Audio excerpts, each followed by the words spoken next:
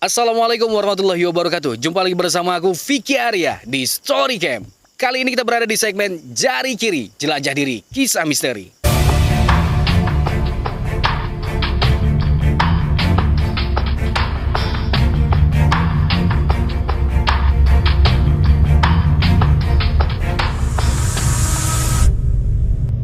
Oke, Le. Cerita kali ini adalah kita akan mengisahkan sepasang pengantin baru nih, Le. Sebut saja pengantin baru ini bernama Bimo dan juga Sandra. Nah, mereka sudah merencanakan untuk bisa berbulan madu di salah satu hotel di kota mereka, Le. Kebetulan mereka tinggal di desa.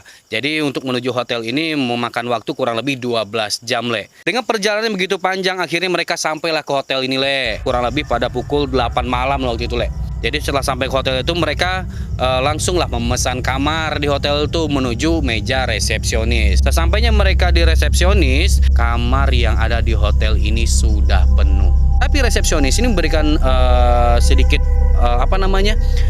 kabar gembira dikit, Le, ya kan?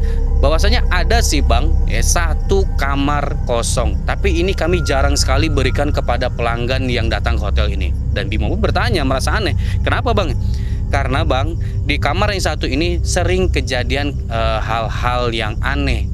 Beberapa pelanggan kami yang menginap di kamar ini tak lama bisa betah di situ. Bahkan nggak nyampe satu malam mereka keluar, Bang. Tapi karena Bimo dan juga Sandra sudah merasa letih, jadi tidak merasa takut lah mereka. Yang penting mereka bisa beristirahat malam ini, ya kan. Bimo pun memesan kamar itu. Kebetulan kamar itu bernomor 14. Kamar 14, Le. Kalau kalian bisa lihat-lihat di beberapa hotel-hotel yang besar di kota itu yang namanya lantai 4 ataupun angka 4 ini sangat bisa dikatakan jarang sekali ditemukan, Le. Karena menurut Feng Shui Cina bahwasanya angka 4 ini penyebutannya adalah Si, dan Si itu melambangkan ataupun artinya adalah kematian. Dan setelah Bimo dan juga Sandra selesai membayar untuk penginapan mereka kali ini, Le, akhirnya mereka diantar oleh pelayan hotel menuju kamar yang sudah dipesan. Nah, saat mereka menyusuri lorong, yang mana lorong itu sangat jauh sekali, tepat pula kamar itu berada di sudut, Le. Di saat si Bimo dan juga Sandra menyusuri lorong ini, Le, emang suasananya pengap, panas, dan bahkan agak lembab nih, Le. Si pelayan hotel ini mengatakan, "Bang, pokoknya nanti malam seandainya pada pukul 12 malam ada yang mengetok pintu kalian, jangan pernah kalian buka." Tapi karena si Bimo dan juga Sandra merasa lelah ataupun gimana, ya mengiyakan aja lah. Oke lah, Bang, kalau gitu. Dan si Bimo dan juga Sandra ini sibuk lah dengan menyusun-nyusun barang mereka di dalam kamar ini. Pada pukul 10 waktu Indonesia bagian Barat atau 10 malam nih, Le, si Sandra menyampaikan kepada Bimo bahwasanya dia merasa lapar. Akhirnya mereka mencoba untuk memesan makanan, Le, ke hotel ini, Le. Tapi pihak hotel setelah jam 10 malam mereka tidak melayani lagi, ya. Yang akhirnya si Bimo memutuskan untuk keluar mencari makan di luar.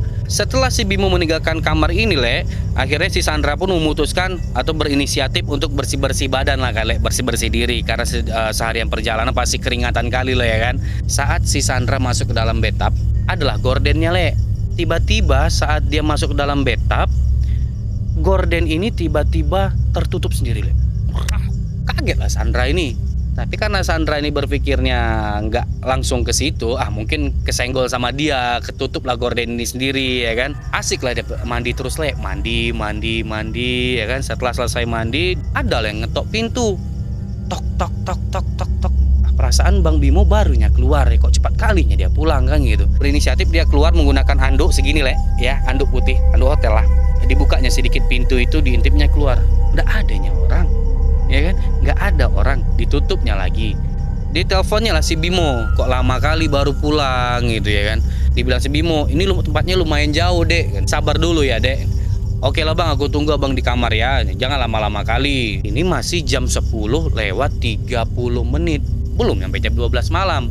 Si Bimo pun tak kunjung tiba. Tak lama habis itu, Le, antara sadar dan tidak sadar, si Sandra ini mendengar ketukan pintu. Tapi kali ini dia membuka pintu dengan separuh sadar lah, orang sudah tertidur lah kan, Le. Nah, di saat Sandra ini membuka pintu dengan separuh sadar, Le, dilihatnya lah si sosok Bimo ini. Tapi pandangan Bimo ini berbeda. Tiba-tiba si Bimo ini langsung ingin melakukan hal-hal itu, Le.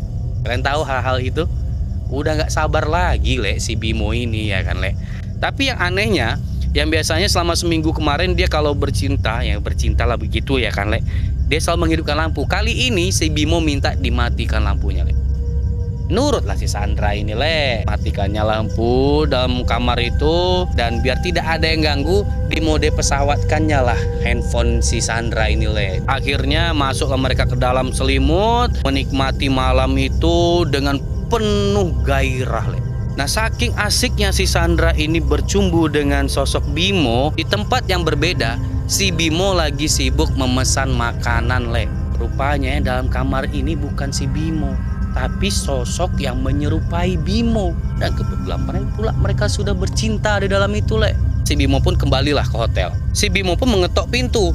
Tok tok tok tok tok tok. Si Sandra ini karena berpikiran si Bimo udah di dalam kamar, ngapain pula melayani orang di luar ya kan. Sementara handphonenya pun udah di mode pesawat kan, biar nggak bisa nelpon. Si Bimo pun nelpon nggak ada masuk. Selesailah mereka melakukan ritual itu lah Le ya. Si Sandra ini bermaksud untuk membersihkan diri, dihidupkannya lampu itu. Tapi saat si Sandra menghidupkan lampu, kok tiba-tiba si Bimo ini nggak ada. Sosok yang tadi bersama dia itu nggak ada Le. Jadi saking takutnya si Sandra ini Le, hanya menggunakan piyama aja, dibukanya lah pintu itu Le. Langsung dia keluar, nampaklah dia sosok Bimo di luar. Saat si Sandra ini keluar, kagetlah si Bimo. Kenapa kamu sayang? Loh, Bang, bukannya abang dari tadi sudah pulang kan? Abang ini baru nyampe, dari tadi abang ketok-ketok pintu ini nggak ada, kau buka. Kemana aja kau? Kau mandiin? Jadi saking paniknya si Sandra ini Le, malu lah untuk menceritakannya dulu. Dicobanya menenangkan dirinya. Siapalah yang malam tadi bercinta dengan dia gitu ya kan. Dibawanya si Bimo masuk ke dalam, diceritakannya lah semuanya Le. Bang, bukannya abang dari tadi sudah datang sebelum kita menikmati makan malam, abang sudah melakukan ini sama aku kan? Yang mana? Abang baru sampai. Ini baru sampai abang ketok-ketok pintu, nggak ada juga kau jawab. Bang telepon-telepon, nomor pun nggak bisa dihubungi. Cuman abang bisa ngubungin aku Bang, aku mau di pesawat kan. Jadi kau sama siapa tadi di sini? Sumpah Bang, kau yang datang ke dalam kamar ini tadi Bang. Bahkan kita sudah melakukan hal yang sudah kita lakukan selama ini Bang. Ah, perasaan aku baru nyampe deh, kok bisa-bisanya kau melakukan ini. Sama siapa kau melakukan itu Dek kan?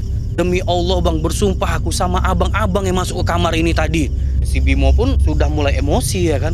Kok tiba-tiba istrinya sudah melakukan itu dengan bukan sama dia gitu. Jadi saking marahnya si Bimo, bahkan dengan sumpah serapah dibilangnya sama si Sandra ini, bahwasanya aku bersumpah nggak akan pernah mau menyentuh kau lagi Dek. Kau sudah melakukan hal ini dengan orang lain selain suamimu. Dan si istrinya ini pun, si Sandra ini bersumpah, demi Allah Bang, aku nggak ada melakukan itu dengan siapa-siapa selain dengan kau Bang. Dan tadi jujur sumpah yang kulihat itu kau Bang. Nah saat itu sudah menunjukkan pukul 11 malam. Saat mereka berdebat dan akhirnya si Bimo pun frustasi, merasa kecewa dengan si Sandra ini. Akhirnya apa Le? Jatuhlah talak satu kepada Sandra malam itu Le.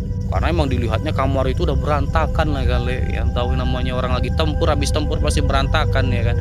Akhirnya ditalak aja lah si Sandra ini, ditinggalkannya si Sandra ini di kamar tuh sendirian Le. Dengan air mata si Sandra pun melihat si sosok si Bimo ini pergi meninggalkan dia di kamar itu Le. Si Sandra mulai stres di saat itu Le.